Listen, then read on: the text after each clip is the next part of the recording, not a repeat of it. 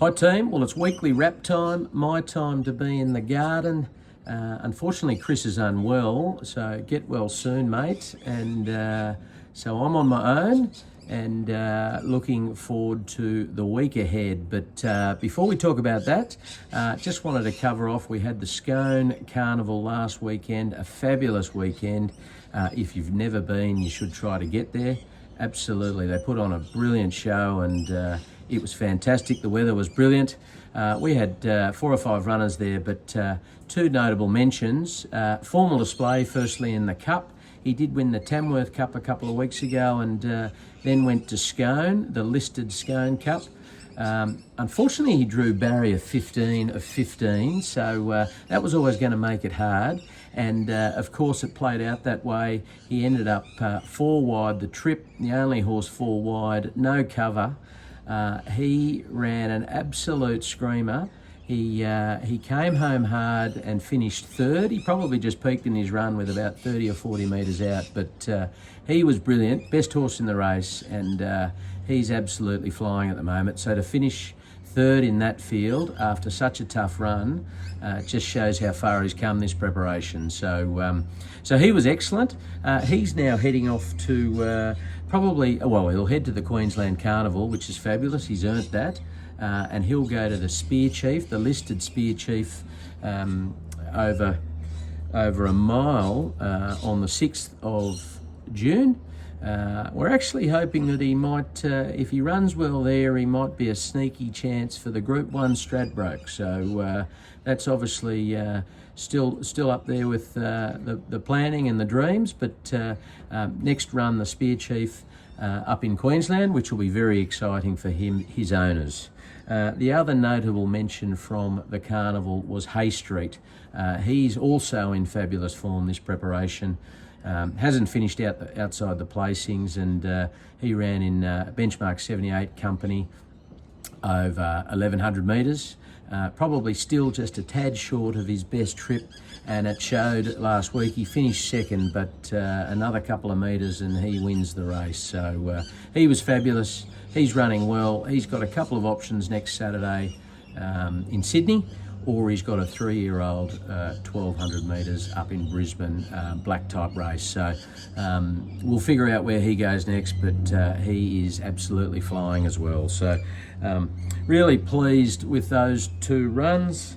Moving on to this week, relatively quiet week actually, and we do have 2 horses stepping out first up tomorrow at Randwick, both in the Benchmark 94 mile. That's Diablo Bolt and Firm Agreement. Both similar stories for them. It's just a first up run. We expect, they'll both want further in trip, both getting up well over the 2,000 metres, I would expect. Diablo Bolt's come down from Queensland, where he's made his home over the last 12 months or more. But look, he's trialled well. He'll like the sting out of the ground. It's currently a soft 7, and look, he probably, like Firm Agreement, had a disappointing preparation, short prep, last prep. He just didn't come up, and we're hoping that after a decent spell, he's ready to get back to business. As I said, the mile will be a little bit short for him, but hoping he's strong late, and look forward to seeing him stepping out. And as I said, similar story, Firm Agreement, little disappointing last prep after a fabulous 3-year-old year. And so we're sort of hopeful he'll be back to his best this preparation. Again, short of his best distance, but good to get him going. He doesn't mind a bit of sting out of the ground as well. And look forward to seeing them both step out tomorrow and hopefully kicking off their preparation well. Tuesday or Wednesday, we have Sir Artie. With all the rain about up north, Tamworth was postponed on Thursday, so he'll go to either Wyong or Tamworth for his 2nd trial of the prep Tuesday, Wednesday. And look, he trialled really well first up. He looks to have returned in fabulous order, his feet to be in good shape, and excited to see where he gets to this preparation. But he'll trial Tuesday or Wednesday. And then finally, Sweet Proposal who had a good first up run over 1350 metres. She won last preparation over a mile and over 1800. She looks to have returned well, just a bit short for her. She was finishing strong, and she's looking at Doobman on Wednesday. Second up over the mile, so getting up to her best distance. And I expect her to be in the finish again.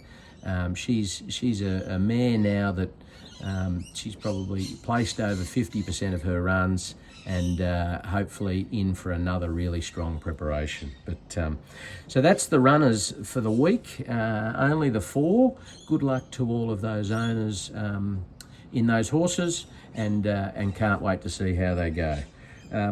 Red hot tip time. Firstly, Riley, you might have done well previous time backing a favourite, but no good this time. Bit of a disgrace, really.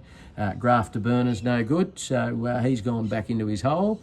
And we've got another celebrity tipster stepping up, but I'll get to that in a sec. We had a pretty good week last week, actually. Chris did well. He got Middle Earth up, paying $6. So that was a great result, and one of Chris's best, I reckon, with a bit of value. And for those who like an each way bet, I suggested to go on Spicy Martini, who was paying $35 in the Doobman 10,000. And I suggested each way, and she actually came second, paying $7.50. So hopefully there was a few of you get on that. And I also had Western Empire, my WA viewers, Willie Pike in the second last at Belmont. Western Empire got up paying $2.50. So 3 results there, very pleased with that. No Chris today with his tips. So I do, as I mentioned, I'd have a celebrity tipster. Hugo stepping up. He's been involved before, hasn't had much luck, but he was keen to get involved again. He's gone Doobman Race 8, the Doobman Cup. Looks to be a very tough, close affair. There's a few in the market. He's gone for number 4, Birdman, paying $4. Birdman was very good last start in that race behind Pride of Jenny, and I expect stepping up to the 2000, he's going to be very good. I have 4 for you. Firstly, Doobman, race 7, the Roses. I'm on number 1, Single Red, paying $7. Then in race 8, the Doobman Cup, I'm actually up against Hugo. I'm on number 1, Half Yours. Also very good last start against Pride of Jenny, paying $3.50. Then I move to race 9, the BRC Sprint. I'm going back to my mate number 7, the Inflictor, paying $15. So I'm going an each way on that. His last couple of runs have been very good without winning. And then I go over to Belmont, can't leave WA away at the moment. Race 8, the Provincial Series Final. I'm on number 2, Rainline, paying $3.50, and you won't be surprised, Willie Pike is on board. So there's 4 there plus Hugo's. Hopefully Hugo, we get the Quinella, and that's it for the week. So good luck, have a lovely weekend, and we'll see you next week.